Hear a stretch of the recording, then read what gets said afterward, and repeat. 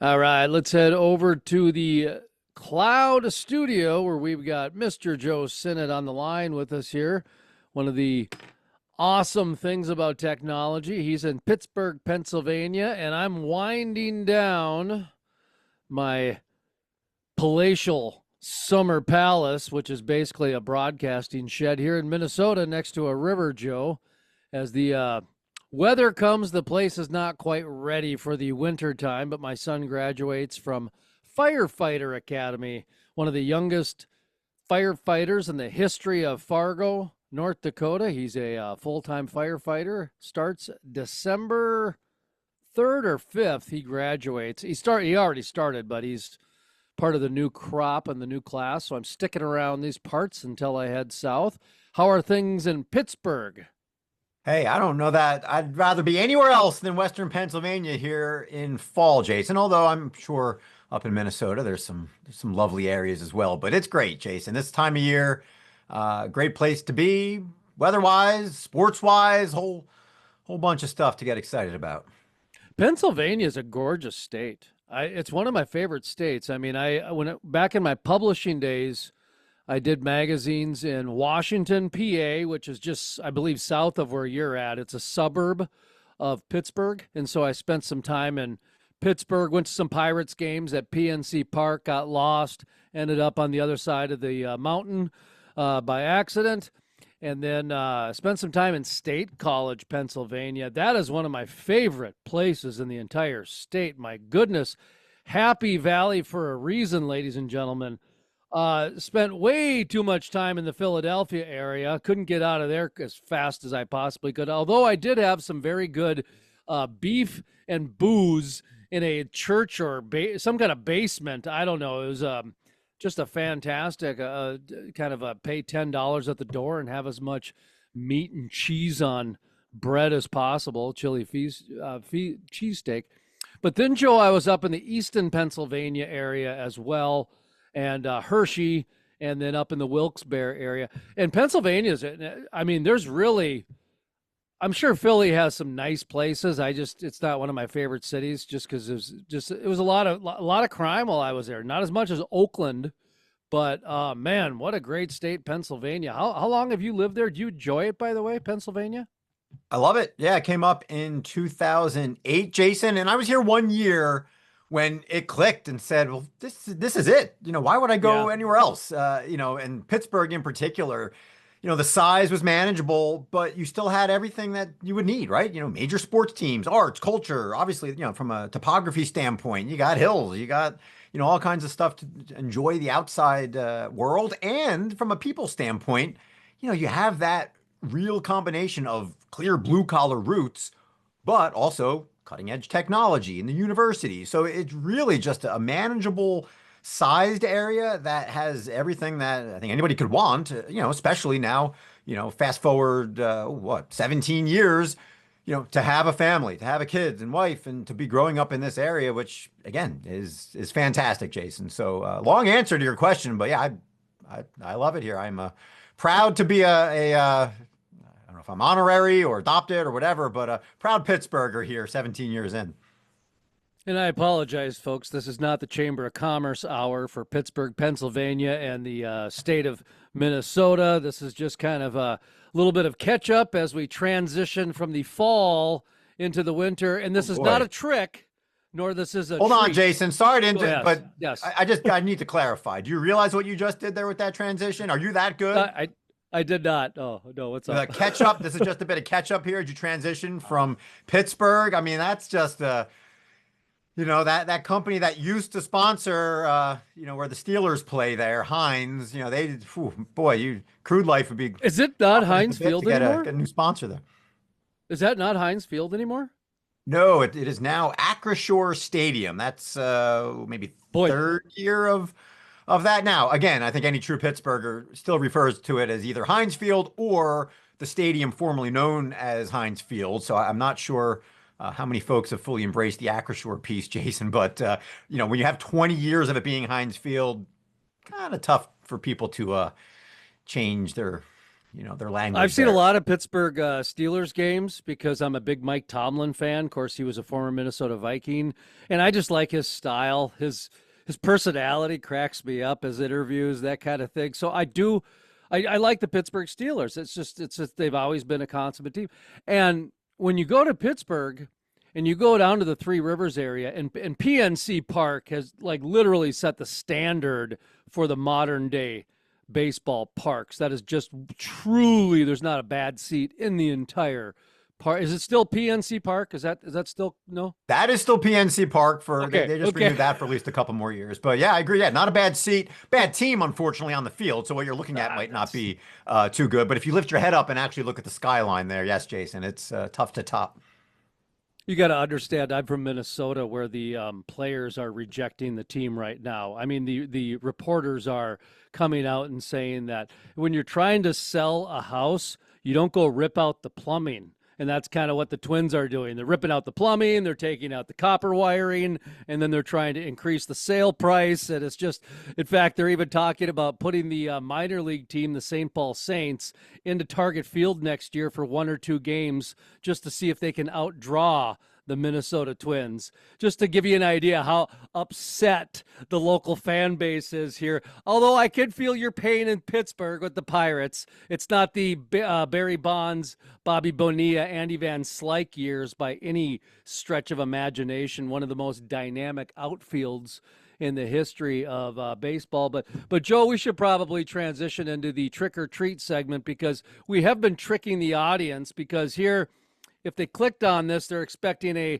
executive corporate Halloween trick or treat session, which can happen quite a bit. You know, you go into your boss's office and you expect a treat, but dang it, that was a trick, Joe. That was some language trickery. That was some leadership trickery. And maybe it was a Snickers. Maybe it was a Mounds. I'm not sure. It certainly wasn't an Almond Joy by any means.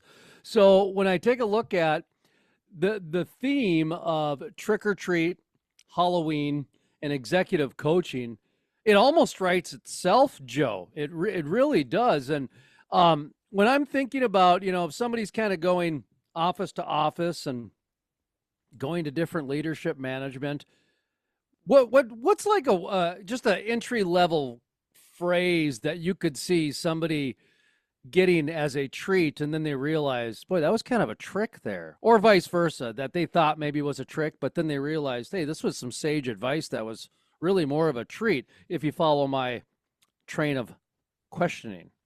I think I follow you, Jason, and I'll say this. The thing that comes across as a treat in the moment, but winds up being a trick, whether it was intended or not, is typically, hey, you're doing a great job, or just keep it up. I mean, that right there, I mean, again, we could talk for the next hour about the dangers of that, but also how common it is, right? For a well-meaning leader, maybe it's just because he or she is so busy to just say, hey, keep it up, doing great. I've got what I need. Go forth and, put your head down and keep plowing forward. How often does that turn out to be a trick? Not true. Again, even if in the moment the leader actually meant it, the person communicating it may very well have meant it, but boy, oh boy, is that either, best case scenario, it's a missed opportunity, worst case scenario, Jason, it's a trick. So I would say of all the tricks out there that are being handed out, well, again, when somebody steps into their manager's office, that's the one that I see the most and can cause the biggest harm.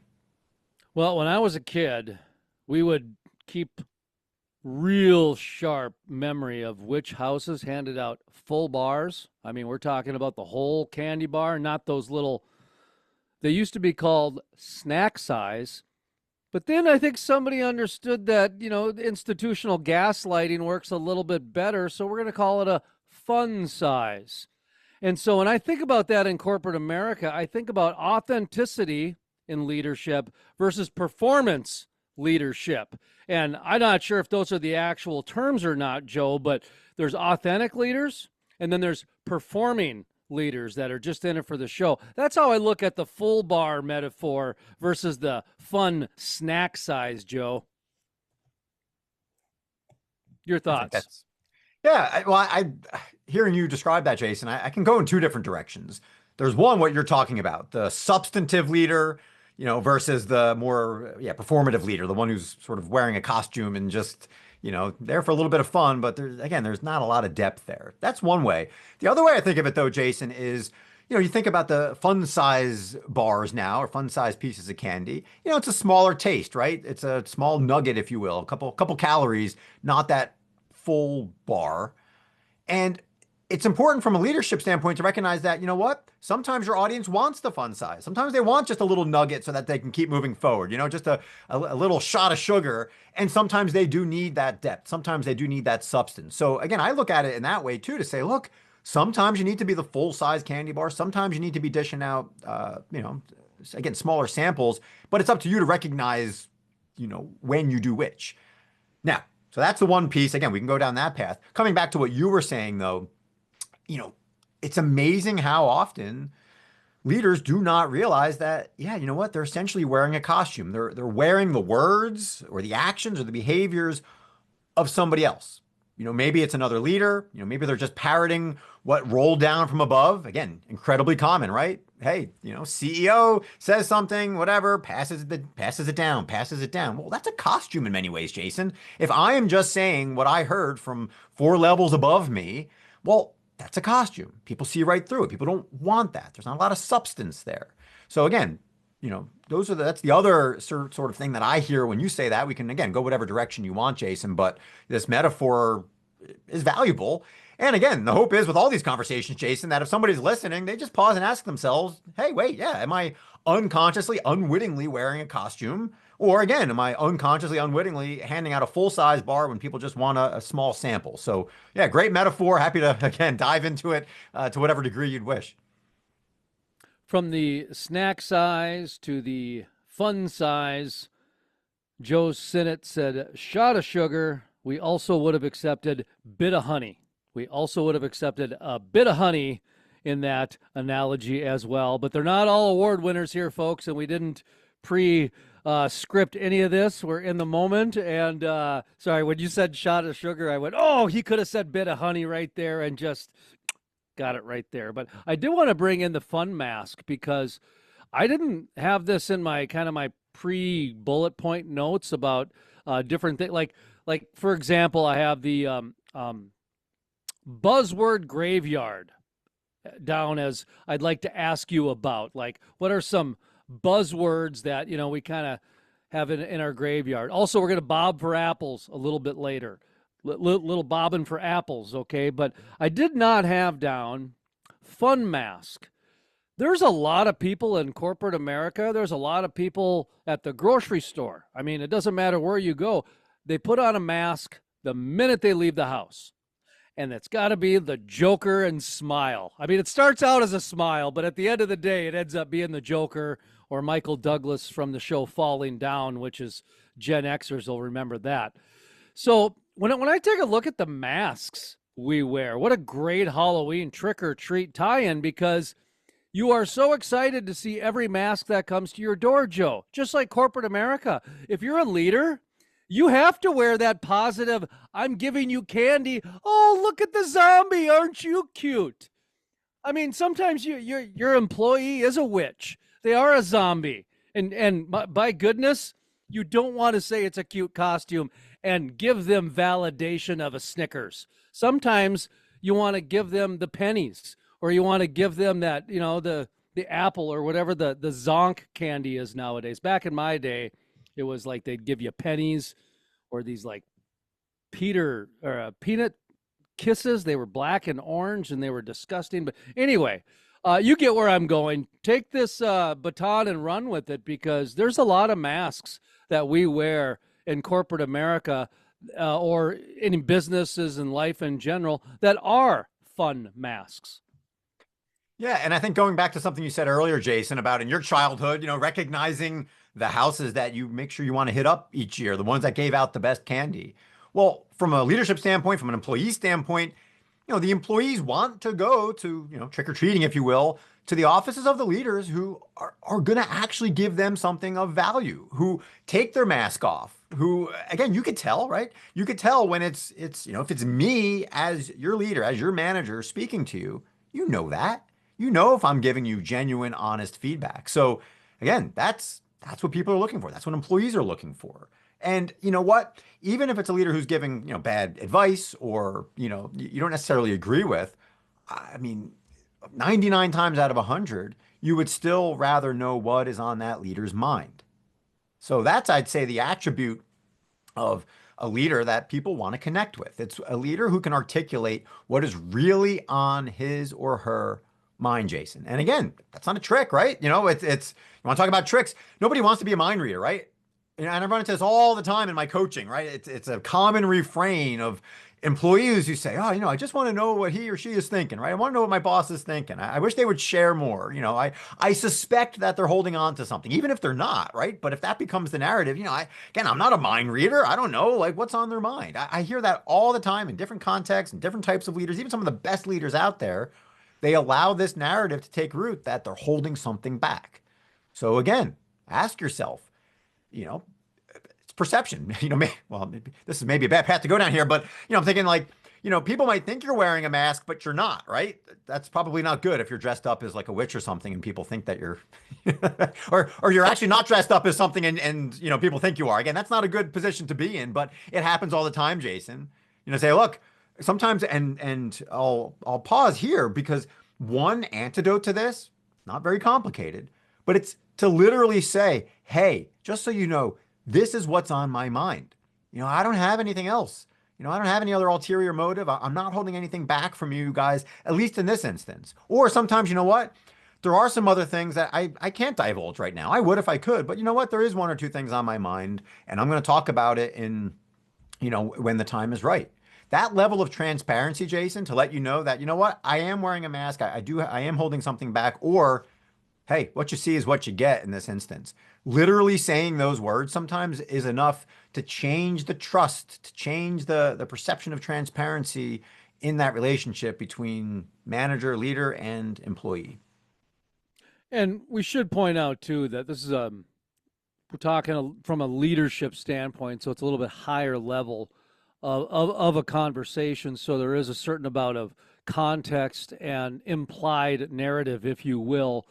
And for many people, when they get to a certain leadership status, they do have to separate themselves from their subordinates or their employees for just basic sheer chemistry within the organization for a variety of reasons. And I've talked to many CEOs that come from basically the baby boomer generation, and one of the things that was a reoccurring theme for them was they wanted to have a strong wife or a strong spouse, because most of them were men that I talked to because of their age and just the way things were. The wife was the most important person in the company because they had to absorb the CEO's weakness, because the CEO could not show weakness at the office, because then all of a sudden the employees are going to treat him differently. So he didn't have to separate himself because he wanted to be better. He did it for more of a chemistry type of a situation. And I just wanted to point that out because sometimes I think everybody, when they go to work nowadays, everybody, listen to me just being inclusive. We'll get to that in just a second, and the bobbing the apples. But look at that as a tease, folks. So when I look at that, what I'm talking about is there's a generation that kind of was ushered in where, whether it be The Office, the show on NBC, and also in the UK, where it showed that everybody should be friends, because when they after work they hung out together, and before work they hung out together, all these different things. And so there's a certain level of that thought, whereas a lot of people, when they hit that CEO or that management level, they got to kick it in like, yeah, I'll be friendly at the office, but I can't be their friends. What happens when I have to have a tough decision that actually is going to come to light? So, Joe, you can elaborate on that, or tell me I'm crazy because everybody's kumbaya at the office now and all kinds of things. I don't know. What do you think? Well, I think, and again, I share this from my own experiences, both, in the corporate world as an employee and as a leader and a formal manager, and of course now as an executive coach. I'd say, Jason, that one of the biggest problems is when individuals get caught up in the rules, if you will. So what you're describing, right? Oh, am I allowed to, am I allowed to say that to that person? Am I allowed to be friendly with them? What's, what should be more transactional versus what should be more sort of free flowing and human, if you will. And why I say this, Jason, is because, I see people trying to abide by these rules, what they should do, what they shouldn't do. When the simplest thing that, again, is so often missed is, all right, well, what is the end goal for, say, that employee? What is the end goal for the company? What is the end goal for the leader? Like, if you start there, if you can start there, if you've asked the question, if you don't, if you actually, if I'm working with you, if you're working for me, Jason, and I don't have a feel for what your ultimate goals are and, sort of, the old where you see yourself in 5 years, 10 years, if I don't have an actual answer to that I can use as a filter, well, we're going to spend all of our time arguing over, all right, which street do we hit up here? Should we go here? Is it one piece of candy per house? Is it two? Whatever. Again, you're arguing over all these little rules instead of saying, well, wait a second, what's our end goal here? Is our end goal to, get as many full-size candy bars as possible? Is it to get a certain type of candy? Is it to have the most pounds of anyone else in the neighborhood? Whatever it is.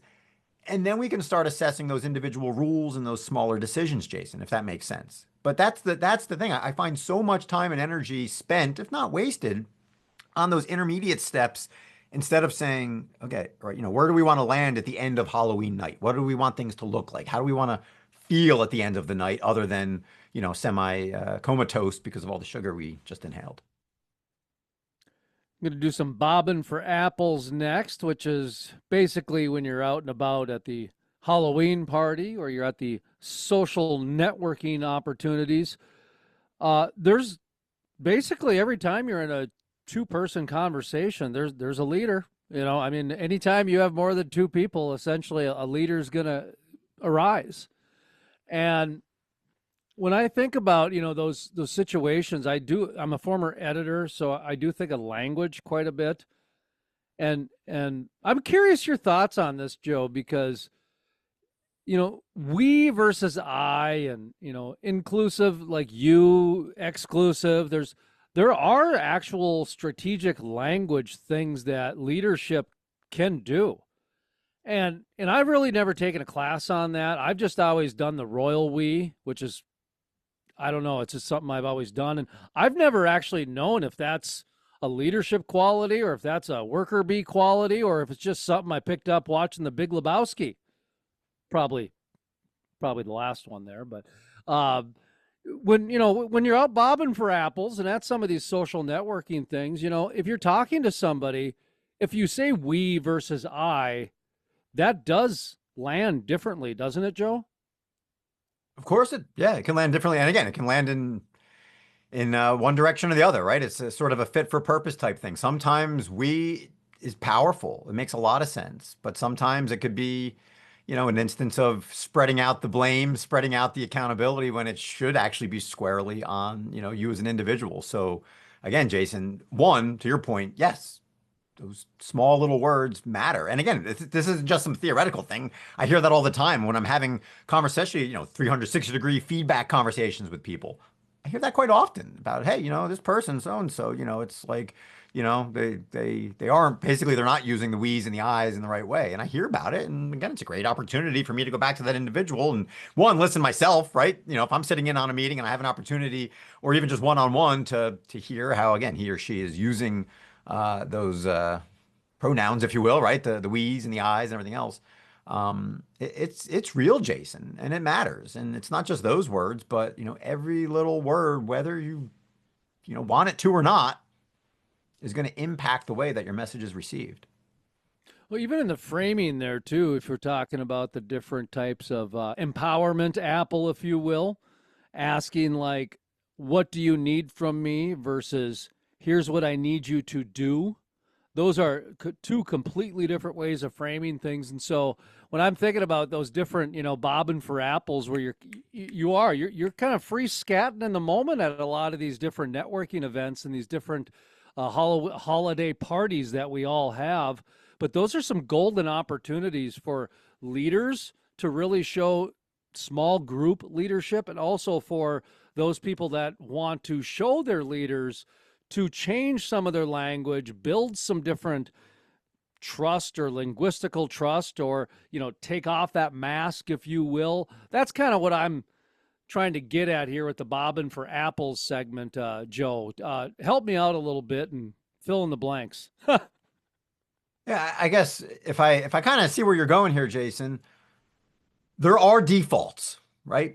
There are defaults that if you're genuine about them, they're not masks, right? If they become part of your DNA. So for example, the old you know, having had a default to give credit to other people on your team when something gets done well.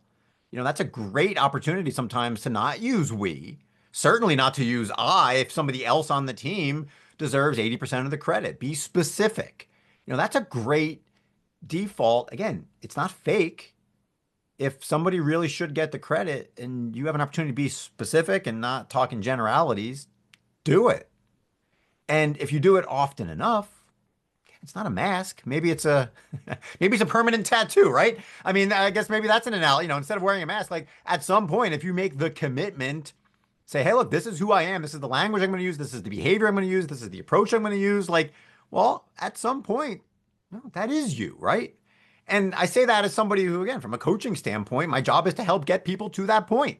You think about it from an athletic standpoint too, right? Somebody comes in and I don't know, they're a wide receiver and you're going to convert them into I don't know, cornerback or something like that. Well, they don't immediately become a cornerback. You work with them, you build strategies, for a while. Yeah, there may be a bit of an imposter, but ultimately at some point, boom, they've changed positions, right, Jason? That can happen with leaders. And I would argue when you get to that point, again, they're not wearing a mask anymore. It's who they are. So again, I want to be clear, like this isn't just you are this way or you're not. These are very clear, specific behavioral things that you can learn and you can bring into your DNA so that it is you. It is not a mask. It is not manipulative. It is not, just a matter of you just read a book or listened to a podcast or whatever. No, this is who you are. So again, I don't know if I answered your question there, Jason, but that's me speaking from what I have the privilege of doing on a day-to-day basis with folks.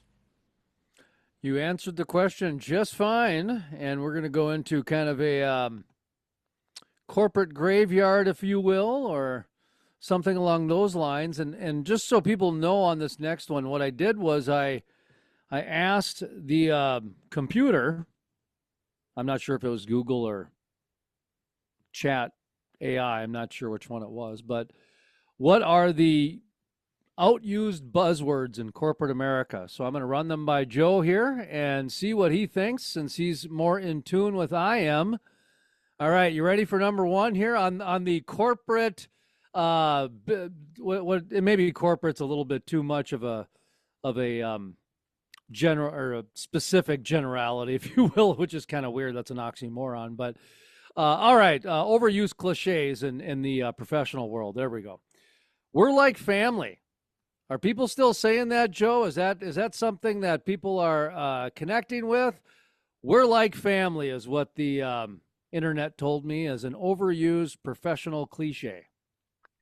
People are still using it. Companies still do have it as taglines. And there are also, on the flip side of that, a lot more people that I have heard publicly casting stones at that phraseology and pointing out all of the reasons that it's inadequate. So, again, we can have a long conversation about the pros and cons, but Jason, it's still in use. But again, there's a lot more skeptics out there than there may have been 5 or 10 years ago when you could have said that and people would have said, oh, yeah, that's great. Now, here's one I used to use, but I have to admit I've probably abandoned this one in the last, probably a little bit right before COVID is when I abandoned this one. Let's circle back. Yeah, and I'll still use that one on occasion, but I think, oh gosh, I'd hazard a guess that, at least for Americans, there's probably what, 70 or 80% of Americans who can't use that phrase and not think of Jen Psaki, was that her name? The press secretary for, I think early on in Joe Biden's presidency, right? I Oh, think is that was that her okay? phrase. I didn't know that, but I will say that I've probably used it, in the past 5 to 8 years. But I do remember there was a time when I used it a lot. Like that was, man, that was like my go-to. All right, let's circle back on this, and then I must have gotten square, stopped using it. Not sure, Joe. But I'll say too, but I mean, but that's, and again, however many we go through, it's fun, but there's a reason that these became popular in the first place, right? It makes a lot of sense. It's kind of circle back in particular. It's kind of visual. It's great. It's a little bit stronger than, hey, let's revisit this or whatever. Hey, no, let's circle back on that. But again, it's amazing how one individual and the power of social media in particular to amplify something for better or for worse. I mean, now that you cannot say that phrase in most circles, pun intended, without people envisioning Joe Biden's press secretary. Here's one that I've seen come and go a couple times, actually. Do more with less. Yeah, that's a good one. Which again, the joke, of course, is in a corporate world is, it's never do more with less. It's it's it's do do a whole lot more with a whole lot less or something like that. It sounds nice, but like the reality is like it never goes the other direction. So why do we kid ourselves? Like do more with less is the baseline for corporations. So let's not pretend like it's some sort of new initiative. The real push is no, that's do more with less. That's you should be doing that on a regular basis, right? Like, we Yeah. need to go above and beyond that. So anyway, that's what I hear when that phrase I still want to say makes that sense. this came around in the early 2000s. Do more with less was kind of coming around, then it went away, and then it came back again. But I do remember because I stopped using it because what I replaced it with was that in back then it was the media world, and then it was the multimedia world, and now it's called the content world. Basically, what I tell people, and I think this is true with any business, your business is a wet rag. Your content, this interview we're doing right now, it's a wet rag. And you can call it clay, but a wet rag is much better. And you try to squeeze as much out of that wet rag as possible. You try to get every single drop that you possibly can until it goes dry. It doesn't mean I mean, sometimes it can sit there for a year before it goes dry. So anyway, that's how I always looked at do more with less, is try to get as much as you can within the time frame that makes sense and is relevant. And you understand what I'm saying. So anyway, do you have any other? Go ahead. Go ahead. Oh no, well, all I would say to that is, I mean, from a visual standpoint, it's one of those, well, instead of changing two levers at once, right? The output you want to increase and the inputs, if you will, the investment you want to decrease, you know, it is okay sometimes for companies to just move one lever and say, hey, how can we do more with existing talent and resources? Or at the same time, hey, how can we at least maintain what we're doing with a little bit less? Again, I love shooting for the moon, which would be the, do more with less, but sometimes that intermediate step, which is, well, why don't we just change one of these variables first and try a couple things out? It's amazing how often that's missed, Jason. So that's all I'll share on that cliche. All right. This one is one I still use occasionally, but not as much as I did 15 years ago when I was more of a chief operating officer for a company. Per my last email, oh, it kind of gives me chills down my spine right now as I say it, but at the same time, I bet I've used it in the past year too, Joe. Yeah, and that's one of those, I mean, characterize it as passive aggressive type phrases that if you ask yourself how that's going to land before you type it, let alone send it, I would hope, again, that most people would say, all right, well, what are all the other ways I can say that without saying those specific words? And again, I run into this all the time from a communication standpoint, working with people, how they can improve their language, either in writing or in person. And, 9 times out of 10, instead of language like that, Jason, you could say, something to the effect of, hey, I heard you say this. If that's still the case, hey, how can I help you? How can I move things forward? It's just, you take the passive aggressive out of it and say, I heard this from you. If this is still true, what are the next steps? And it's just a totally different tone that people are going to respect more. They're going to want that, right? Going back to the mask analogy, right? You're not coming across as wearing all these different masks and I want to be a nice guy and everything else. No, this is what I heard. If it's still true, how should we proceed? That's really funny, by the way, because next to the different slogans or phrases it gave me, it does give me what it is as well, and that's actually what it is. It's passive aggression, is what it says per Yeah. my last email. So yeah, you're dead on with that. The other one it says for passive aggression is, let's take this offline. Is that something that's said quite a bit? I'm not familiar with that. Yeah, oh, that's a common thing, especially, again, and typically it's in a setting where you're in a meeting with multiple people and there's a topic that at some point it clicks, hey, you know what? This isn't necessarily for the group, right? Either it's not appropriate to be said in front of the group or it's just not a good use of the group's time because they don't really need to be privy to it or weigh in on it. So, yeah, that Yeah. still comes up. But again, it's one of those other ones that if you don't pause before you say it, it could be incredibly damaging, for the audience who's like, well, why don't you want to talk about this in front of all of us?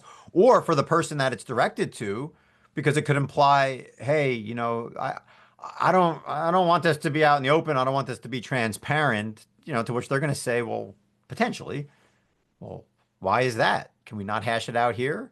And I've seen that happen, unfortunately, right? It's, hey, hey, I think we should take this offline, met with, no, let's take care of it right now while we're talking about it instead of having to reconvene later and circle back, if you will. So, again, Jason, all of these have a purpose. All of these came into existence for good reason. The thing now is, are you conscious and aware enough before they come out of your mouth or before you put them in writing to ask about what the potential implications are for, a specific audience?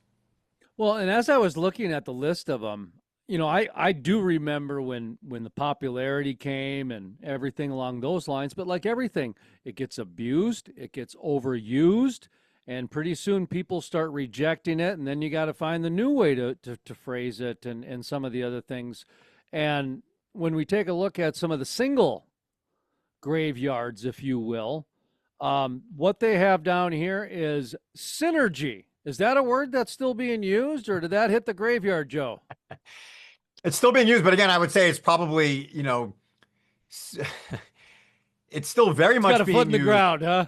Well, I it's mean, got here's how got I'll two phrase feet it. in I the mean, obviously, my ground, and yeah. focus is oil and gas. The world of mergers and acquisitions is, shows no signs of stopping. And typically, what's the driver behind some sort of merger or acquisition? It's synergies.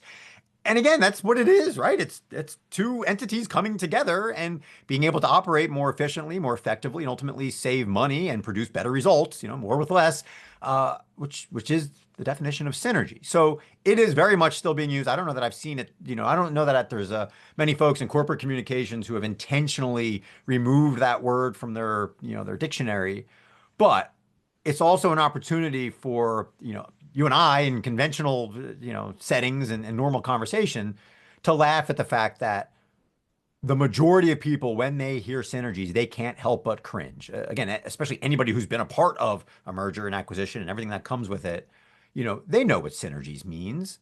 And so for somebody to use that beyond the world of corporate speak and, use it in conversation, if you're not aware of the power or the associations that word has, I mean, that's unconscious leadership 101 right there, Jason. And I do remember when that was a relatively new word, much like reinvent and a lot of these are like fashion. They're trendy for a certain while, and um, this one though, I synergy I could see being overused. I could see that. I could see the en vogue of that going because I saw it come in. So of course I can see it going out. I have not seen alignment come in as like the en vogue, sexy, overused word, but that's the last one it has on the graveyard deal is alignment. Is that overused, Joe? That honestly, I think that's one word that it can't be overused, to be honest, Jason, because I think that, that's one of the biggest problems within organizations, within relationships too. And again, I speak about it all the time, both one-on-one settings and in conversations like this, Jason, where, and if you can't articulate the end goal, that bottom line, that final destination, you're going to have teams, you're going to have individuals, you're going to have entire departments that are going off in different directions. So what's the antidote to that? It's alignment. So actually, that's one. Yeah, it's used. It's used all the time. Maybe I'm biased because I use it all the time, Jason. But that's like, if you don't have alignment, you're wasting time, you're wasting money, you're wasting energy. So Yeah. Is it cliche? Sure. Is it overused? I'd say that's one that's it's like air and water. I don't know that you can overdo it on that. And the main event here, the ultimate trick or treat, is gaslighting at work. Redefining employee concerns as misunderstandings or not being a team player, Joe. That is probably the biggest public service announcement we can do on Halloween for the trick or treat show is that gaslighting at work right now is in vogue and people are becoming more aware of it every day. And what did I say were the two that they told me were redefining employee concerns as misunderstandings or not being a team player, Joe? Yeah, that and again, I mean, you and I have talked about gaslighting before. It is real, it is present. But again, I often think of, always looking for some sort of metaphor or analogy, right? You think you wind the clock back, oh, what, 25, maybe 30 years ago in the world of car shopping, where, once people started getting access to, the real cost of a car, right? What, the invoice price and everything else, the car shopping experience changed because you couldn't just take the salesman's word for it. Hey, this is a great deal. Oh, this is going to be, this is going to really hurt us to give you this car for this price. And then, again, 25, 30 years ago, people started getting armed with this data to be like, no, I know what you paid for this, and I know what your incentives are and everything else. And so, no, you're not going to lie to me. And it's funny now, again, fast forward to 2025, when you still have leaders who think they can pull the wool over the eyes of their employees or their stakeholders or whatever, and basically lie to them and tell them that, no, this is really how it is, or, this is what's best for you. This is what's best for, everybody involved.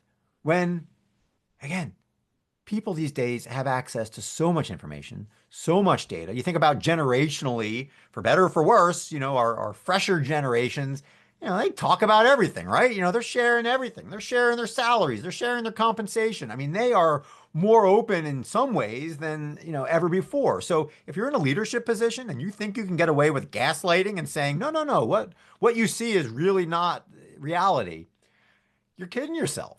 And so you need to adapt, right? Just like car salesmen, they needed to adapt their approach because their customers were armed with a lot more data than they had ever had before.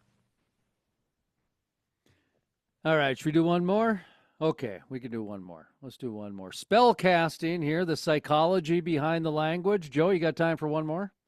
Oh my God, this is fun, Jason. This is All I'm right. looking I'm enjoying this a lot more than I probably will on Halloween night going around with my children, but either way, we'll Do you, this is by the this is great. way, do you go out with the children or do you stay home and hand out the candy? How does that work in your household? We're trusting here in the Sinnott household. So we'll leave a bowl of candy out and the whole family will go out and about different neighborhood from where we live too. So, Are you about 15 kidding me? minutes You away. you do the let's leave the bowl out honor system? We're Man, trusting individuals, and honestly, we the don't get a ton of trick or first kid of treaters. the So, night, man, he gets a good just dumps it right in. Good for him. Actually, in today's day and age of like ring cameras, well, kids probably monitor their behavior a little different. Yeah, okay. but yeah. So the moral of the Um, story is, Jason, absolutely, I will be out and about with the kids, and even though I joke about, well, I guess I think like a lot of parents too, there's a fair weather element of it too. If it's a nice, moderate evening, and kids are in good shape in terms of their their their state. We'll just leave it at that. Then yeah, it could be yeah. a fantastic evening. So we used to when my son was young enough to where a parent would come with, and then there was a couple of years where he'd go with his buddies by himself. When the kid was young enough, we would basically take turns where the neighbor man would stay home and hand out candy, and we'd leave a note on one of the doors, go to the neighbor for double load, and then the two women would go and take the kids out, and then vice versa. The men would go out the next. You see what I mean? Kind of flip flop like that, and that way it was kind of fun for the neighborhood kids to go together, and the parents could also have small little gatherings as well. But when my son was in those early teen years, I guess it would be, from 10 to 12, I guess they kind of go on their own. Um, when I stayed home, I did full bars the one year. And then the next year, what I did, Joe, and I recommend this to some people, it's pretty good. I gave away juice boxes.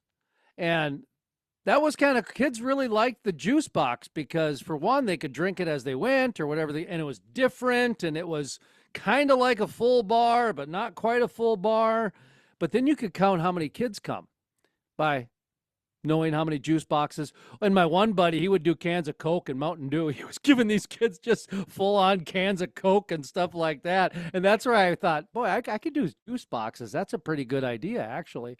So there's an idea for people, for families out there. You can do the honor bowl system with the ring camera, or if you want to count the kids, you can do, juice boxes and know exactly how many kids come at the end of the night. All right. So go ahead. Let's see. What are we talking about here, Joe? I think I had something down I in think you're one more spell-casting. stop, Yeah, one more house to hit up here go ahead. one more stop on the buzzword graveyard or whatever we're calling it. Well, it's the Wicked Witch at the end of the street because she's spell casting. It's the psychology behind language. We're going to dive into how tone, cadence, and some framing can alter the meanings of the words, even the harmless words. And here's one that I found interesting, Joe, when I asked the computer for, what's some spell casting examples in the workplace. And the one that came up as number one was the sandwich feedback method, where you can cast the most spells on an employee, Joe. Oh yeah, I agree. Whatever your source was, Jason, I agree that that is one that is It should be called a overused, wrap now. Instead well-intentioned. of a sandwich, it's a wrap almost, really. It's again well-intentioned, because again, I'm a big proponent of, making sure that the temperature in the room and the conversation is good, right? Lowering people's barriers so that, you can have an open conversation so that they're not on the defensive. So again, well-intentioned. I agree 100%. Introducing a joke, again, if it's genuine, anything that can be done to make sure that, hey, this communication is going to be free flowing and valuable for all parties. Agree 100% that that idea is important. In terms of the tool you use, though, yeah, the feedback sandwiches, it comes across as inauthentic. Even if it is authentic, it doesn't matter, right? People are going to be like, oh, no, thanks for the compliment. Did you even really mean the compliments that you had there at the beginning and the end, as, the two pieces of bread? So, yeah, I don't know that I need to say much more on that, Jason. Then I agree with whatever or whoever stuck that on the list because it's, Well, it's to me, it's another example of what the overlying theme is, which is they generally start out with good intentions, and then there becomes a point where the person on the receiving end is self-aware of the strategy being used on them, and so yeah. it almost becomes a professional trigger in a certain way. Earlier you said the word pronoun, and actually I got triggered on that. Like, oh, what are we talking about here? I mean, how stupid is that? I mean, I'm an editor, for crying out loud. I say the word pronoun 100 times a day. I used to, but then all of a sudden it became a word where I don't even know how I would get trapped into that trigger statement. And so anyway, my point is that the sandwich method, which we're talking about here, which can be fantastic, but it also can be a spell cast, and it can be used as kind of a slippery slope into gaslighting because the employee is thinking, "Hey, now, you just used a strategy on me." That's what I did to the preschooler I volunteer in Sunday school at. So Yeah, and here's the thing, Jason. And again, my job, we're not just here to talk about this stuff. It's a question of, right, well, what do you do about it? If you're not aware of it, well, there's not a whole heck of a lot you can do, of course. But if you are aware of it, and if your mind you're saying, hey, I'm using this tool, could this come across in a way I don't want it to come across? Basically, if you're even asking that question, Jason, what I advise people to do is, and again, you and I have already talked about this, share what's on your mind. You can say, hey, I've got a couple things that I think, can impact your ability to reach whatever goal you're after or impact your performance or impact your bonus or whatever.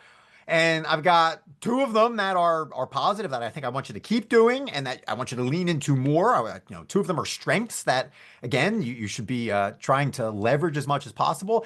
And one of them is a barrier and something that, again, is potentially holding you back. To preface the conversation with that, give them a roadmap so that they have expectations and they're not, again, being like, oh, here we go, positive, negative, positive. Oh, wow, this is great. This guy went to leadership school 3 years ago or 30 years ago. Simply saying, hey, I got three things right now that I want to talk about. Two are positive, one more constructive. What do you want first? Like that is controlling the tone. That's achieving the goal of having a good temperature in the room and making sure that somebody's receptive to what you have to say without using a trick. Taking a look at the next two here. One, so authenticity theater, that's we already covered that with the different masks. It says leaders performing vulnerability because it's read as effective. Yeah, that's we talked about that with the different masks and just kind of even controlling the emotions of the room through gaslighting. The last one here, it has under spell casting, the psychology behind language. Word fog, using jargons to obscure responsibility. That is a trend I see growing more and more in and this is hard to say, but in certain municipalities, you're seeing entities that never really had accountability in the business world in the marketplace before, um, doing more of this word fog. They're doing more because they're kind of navigating the waters themselves. Coming from the private sector, you can kind of see it a little bit easier. What does word fog mean to you in a spell casting standpoint in the workplace? Well, it's yeah, throwing a bunch of stuff out there that either intentionally or unintentionally obscures the fact that you don't really know what you're talking about. I mean, that's what I think of. It's, you're adding confusion sometimes because you don't know any better and you just feel like you're supposed to talk, right? You're supposed to just, again, let's stick with our candy analogy, right? Sometimes you throw a bunch of candy out there, but it's just a big bag of empty calories, right? It doesn't serve any real purpose. It's actually just, it's there. It's a big, heavy bag that's then going to take up space in your pantry and you're going to, it's going to sit there for the next 12 months until you start again. Nobody wants that. Nobody should want that. So that being said, Jason, I know we spent a lot of time talking about, all right, from a leadership standpoint, what can you do to make sure that you don't engage in word fog and, handing out a bunch of empty calories, if you will. But I want to give some advice to the audience. If you're in the audience and you sense that there's word fog, again, just a bunch of words, the best question you can ask of the person spouting all of this stuff is, how do you mean? And again, this is a trick, honestly. And again, I can't remember if we've talked about this in prior conversations or not, Jason, but, it is a trick because most people might say, what do you mean? Right? People just rambled on for, a minute and be like, well, what do you mean?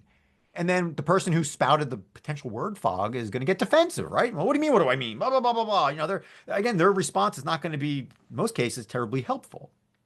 Whereas if you say, how do you mean? Again, one small word change. How do you mean? It's an illogical question. You think about it from a human psychology standpoint. It doesn't really make sense. How do you mean? But therefore, what it does is it forces the other person to slow down, rephrase what they said, and more often than not, cut through that fog with actual real words that actually carry some substance. So, again, that's what I think when I hear word fog, Jason. And again, that's my advice, especially to audience members, if you will, when you encounter it and you need that clarity, you want that clarity, and you want to help the other person actually give that to you. Leaders should be aware too. Leaders who either intentionally use word fog or unintentionally use word fog. The end result is confusion, which leads to anxiety. And when an employee is confused or has anxiety at the office, it's kind of a quasi flight or flight situation, and so you're not getting the most productive employee, but you're getting somebody who's going to be really reliant on you.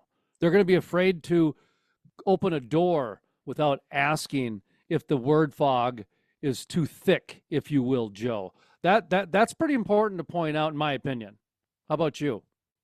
Yeah, couldn't agree more. You want you want communication to flow, you want ideas to flow, you want creativity to flow. And again, all those are a lot of buzzwords too. But the biggest barrier to it flowing is anxiety and fear. And again, a perfect theme, right, for Halloween, right? Fear causes you to act and think differently.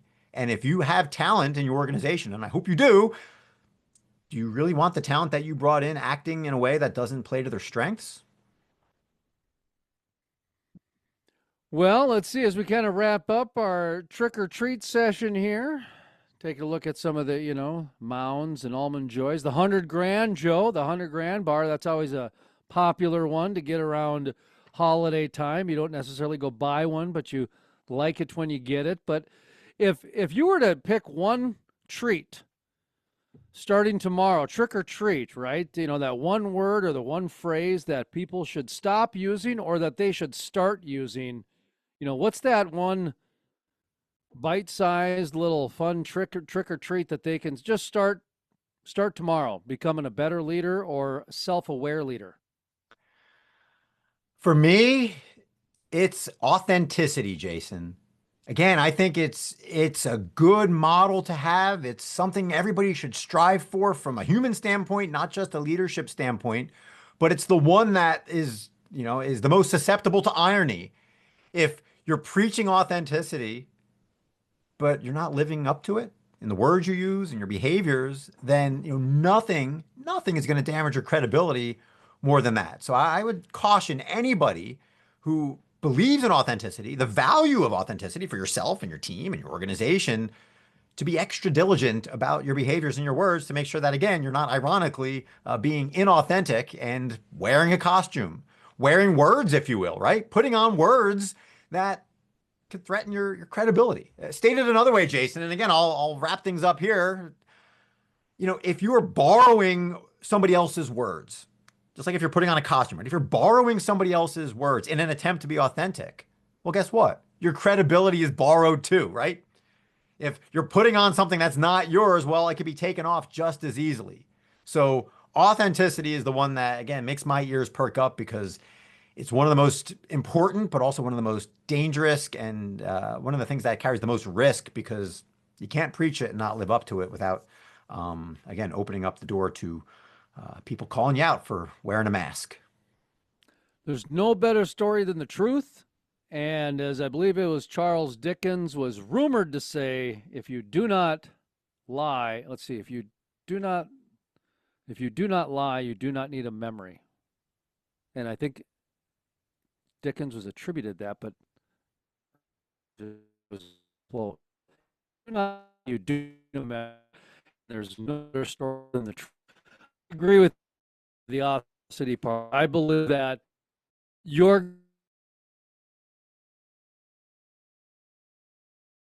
and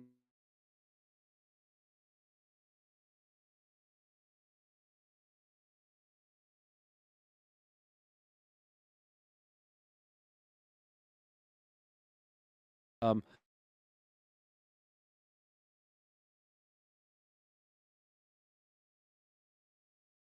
You do